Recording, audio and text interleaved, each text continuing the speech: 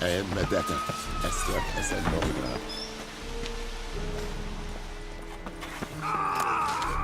Esigodef, Math, Esiopian Esekirat Club. Evan, Sabame.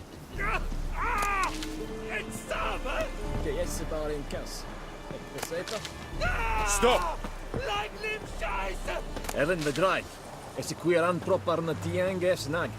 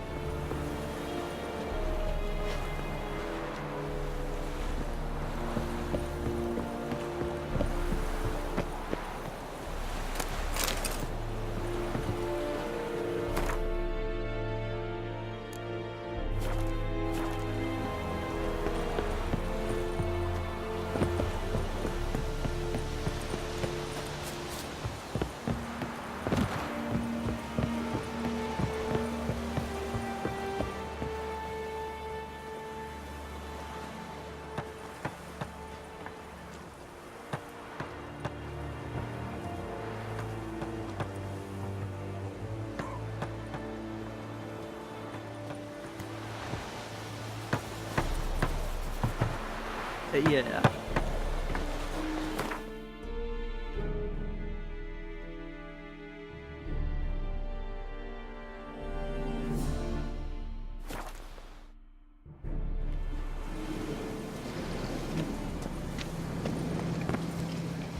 Who knows what the morrow will bring?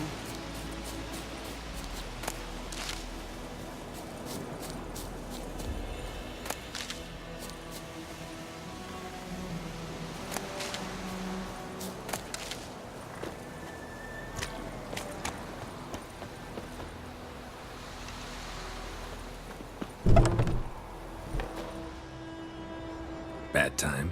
Not at all. Hand me the beggar tickets. The red bloom. Well, well, one versed in herbs. Probably saying too much, but I know a bit.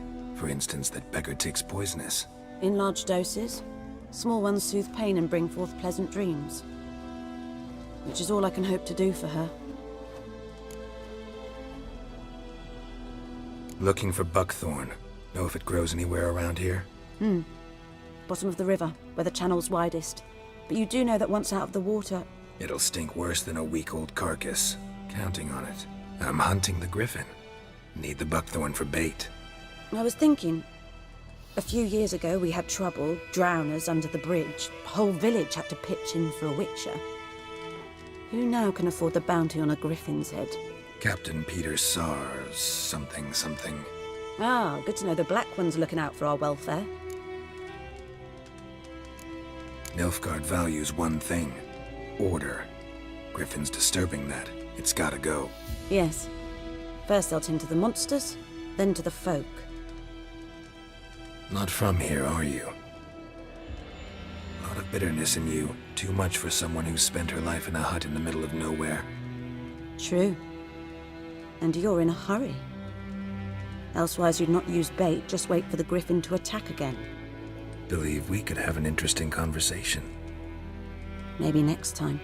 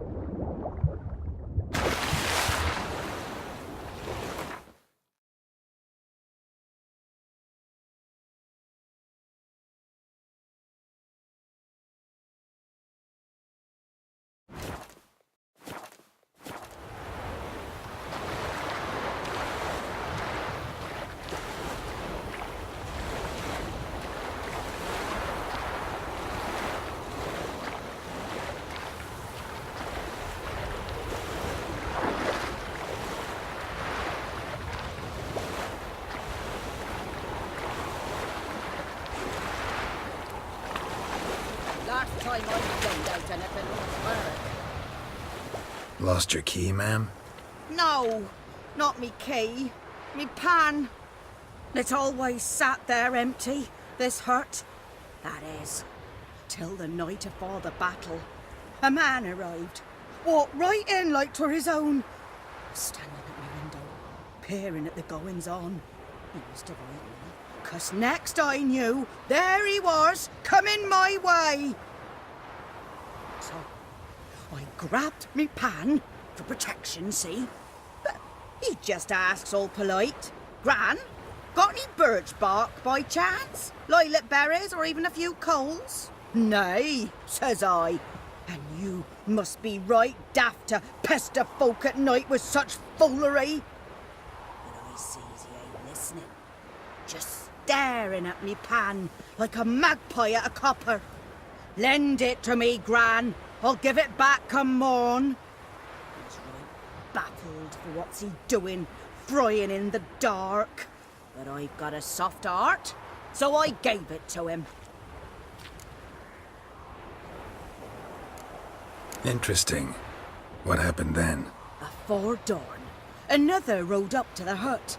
But come morn, only the first fella left, locked the door, hopped on his horse, and that were all I saw of him, and me pan. 'Twere old, black with soot, not worth much, I suppose, but I've no other. Will you help me, dearie? Bring an old widower pan. I could never break down that door myself. And in truth, I'm afeard to go in any road. Such a stench wafting out. Methinks the other fellow, well, that he's lying there. Never taken on a pan contract. Fine, I'll go in, look around. You should wait here, just in case.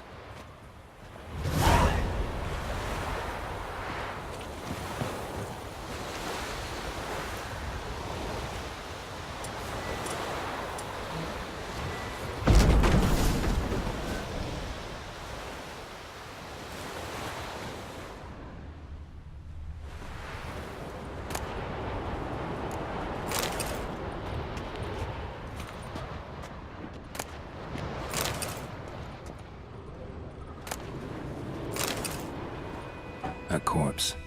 Explains the stench. Cracked monocle. Interesting. What's that, dearie? Nothing.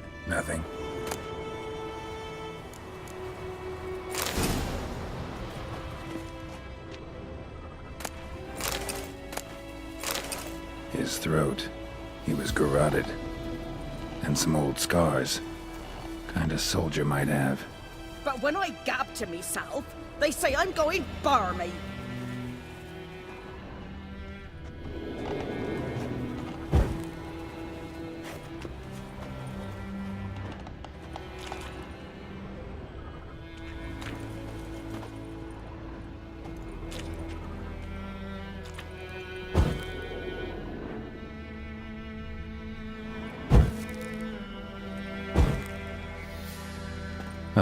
The priceless frying pan.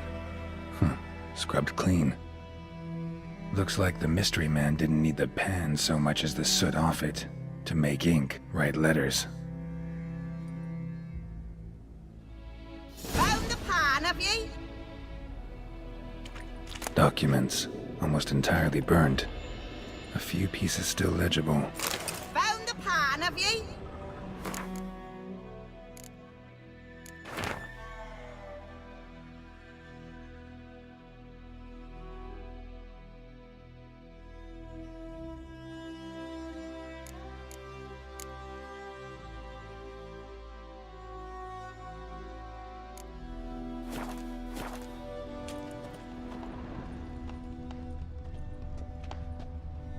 His throat.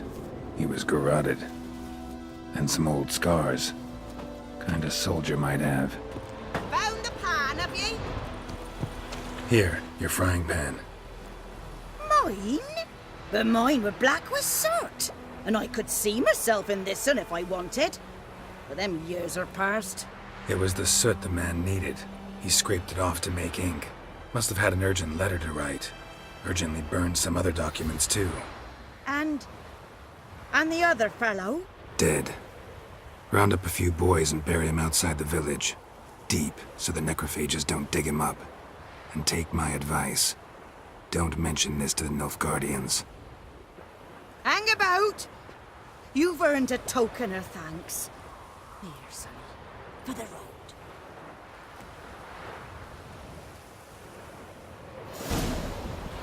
Fry up a nice white fish for supper. Or a pie.